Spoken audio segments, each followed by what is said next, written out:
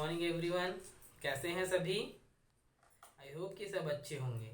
बेटा, कल के वीडियो में जो है हमने विधायिका के बारे में जाना था। आज हम देखेंगे विधायिका के कार्य तथा भूमिका या व्यवस्थापिका के क्या कार्य हैं और वो अपनी क्या भूमिका निभाते हैं। ठीक है। प्रत्येक राज्य में व्यवस्थापिका के कार्य एक ही तरह के नहीं होते। शासन प्रणाली की विभिन्नता के कारण व्यवस्थापिका के कार्यों में भी विभिन्नता होती रहती है। फिर भी लोकतंत्रात्मक राज्यों की व्यवस्थापिका में प्रमुख रूप से निम्नलिखित कार्य तथा भूमिका पाई जाती है। पहला, कानून निर्माण संबंधी कार्य।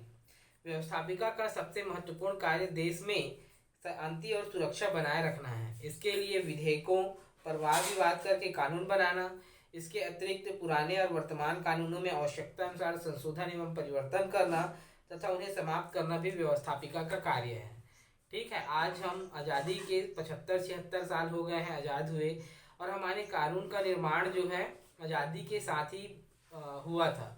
और जिस समय भारत आज़ाद हुआ उस समय उसकी स्थिति अलग थी। आज भारत की स्थिति कुछ और है।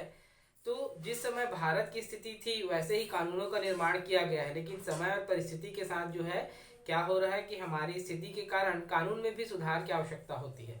साथ ही देश में शांति और सुरक्षा व्यवस्था बनाए रखने के लिए भी कानूनों की आवश्यकता होती है। इन सभी चीज़ों की पूर्ति जो है व्यवस्थापिका द्वारा ही की जाती है। दूसरा है संविधान संशोधन का कार्य। जिन देशों में परिवर्तनशील संविधान है वहाँ की व्यवस्थापिका संविधान में संशोधन का कार्य करती है। भारत में संविधान संशोधन का अधिकार भारतीय संसद को प्राप्त है, अर्थात केंद्रीय सरकार को। इंग्लैंड की संसद को तो संविधान में किसी प्रकार संशोधन कर देने का अधिकार प्राप्त है, अर्थात यदि उनमें किसी प्रकार का संशोधन करना है तो वो आसानी से कर सकते हैं। लेकिन भारत में संसदीय शासन प्रणाली के अंतर्गत ऐसी व्यवस्थाएं की गई है कि हमारे यहाँ संशोधन करने के कुछ नियम हैं। हम किसी भी कानून में जो है आसानी से परिवर्तन नहीं कर सकते। इसीलिए भारत के संविधान को मिला जुला कानून कहते हैं कि कहीं पर वो है जो है बहुत अधिक लचीला है तो कहीं पर वो कठोर कानून है। हालांकि भारतीय संविधान क्या है, परिवर्तनशील है, उसमें बदलाव किए जा सकते हैं।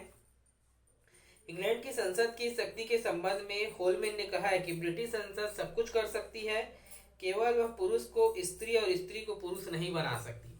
अर्थात ये कानून के परिवर्तन के संबंध में कहा है कि वहां पर जो है कानून संबंधी परिवर्तन आसानी से किए जा सकते हैं। ठीक है ना।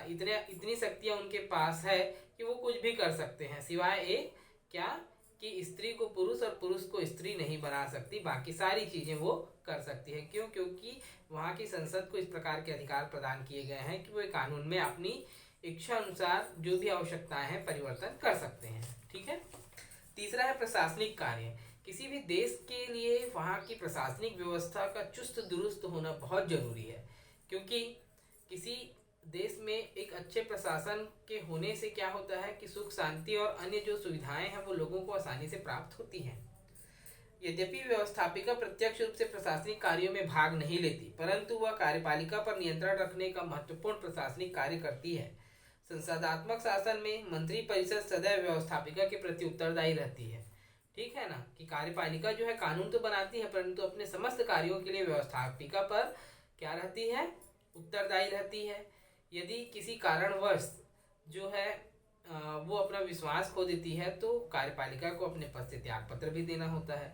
अतः उनके ऊपर जो है बराबर दबाव बना रहता है ताकि वे अपना काम जो है उचित ढंग से करते रहें।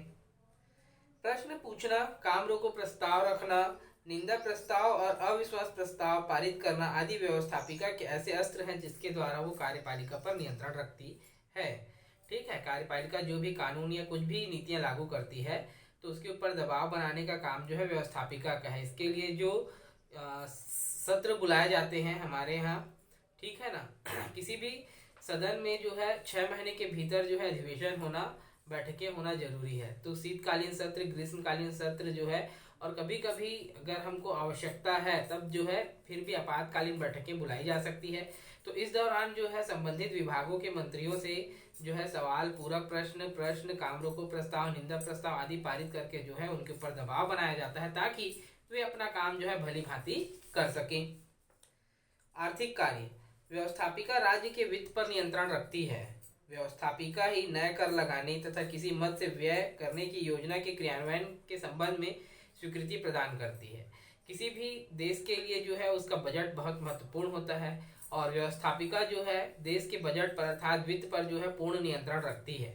ठीक है, किसी दूसरे मद या दूसरे विभाग से अगर राशि खर्च करनी है तो उसकी स्वीकृति भी व्यवस्थापिका ही प्रदान करती है।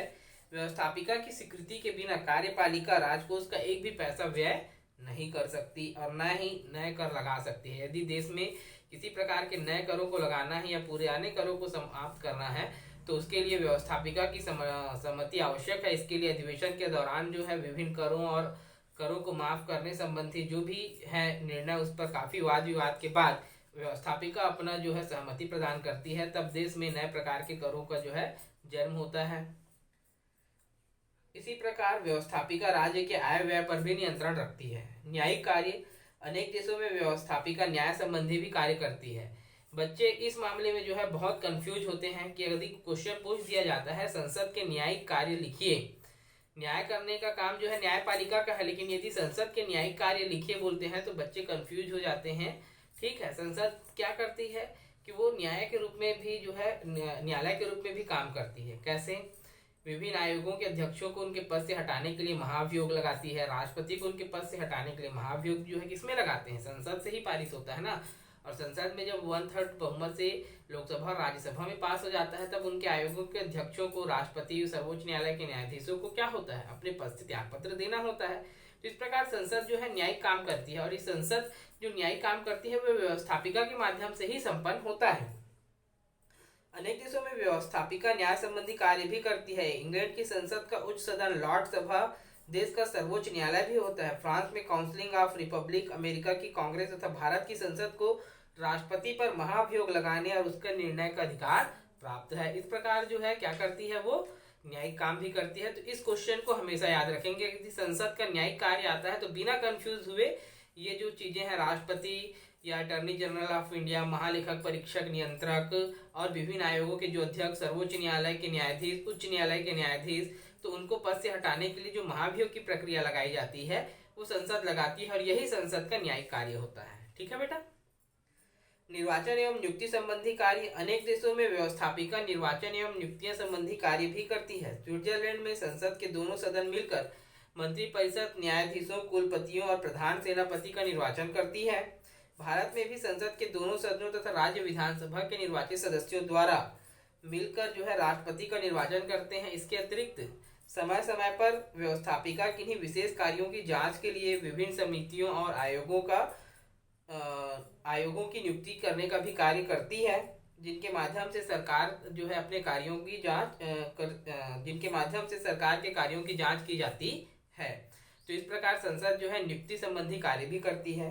जनमत का प्रतिनिधित्व, व्यवस्थापिका का महत्वपूर्ण कार्य सरकार के समक्ष उसकी असफलताओं और जनता के कष्टों को प्रस्तुत करना है, ताकि जो कार्यपालिका है वो इन समस्याओं को दूर कर सके तथा जनता की जरूरतों को समझ सके। इसीलिए व्यवस्थापिका जो है हमेशा उन जो भी समस्याएं हैं उसको सामने लाने का प्रयास करती है। व्यवस्थापिका के सदस्य ध्यानाकर्षण कार्य, सरकार के समक्ष उसकी असफलताओं और ध्यानाकर्षण, कार्य स्थगन, अविश्वास प्रस्तावों और प्रश्नों आदि साधनों के द्वारा जनता की समस्याओं के प्रति सरकार का ध्यान आकर्षित करके उसे जनहित में कार्य करने के लिए प्रेरित करती है। कि व्यवस्थापिका जो है ये ध्यान रखती है कि देश में जो भी स्थिति है, जनता को जैसी आवश्यकताएं हैं, उन आवश्यकताओं को जो है क्या करती है, कार्यपालिका के सम्मुख लेकर आती है, उनका ध्यान आकर्षित करती है कि जनता को किस प्रकार की समस्याएं हो रही है और उसका क्या समाधान हो सकता है।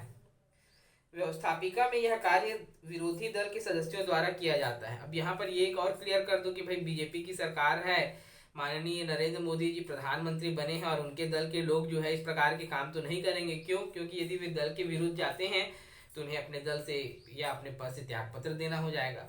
तो हमको पता है कि हमारे यहाँ किसी भी दल के सदस्यों को पूरे में पूरा बहुमत नहीं मिलता है। कुछ अन्य दलों के सदस्य जो है चुनकर जाते हैं, जो विपक्ष में होते हैं, संसद के सदस्य होते हैं, विधायिका के सदस्य होते हैं, तो वे सारे काम जो है वो विपक्षी दलों के रूप में कार्य करते हुए जो है अवगत कराते रहते हैं।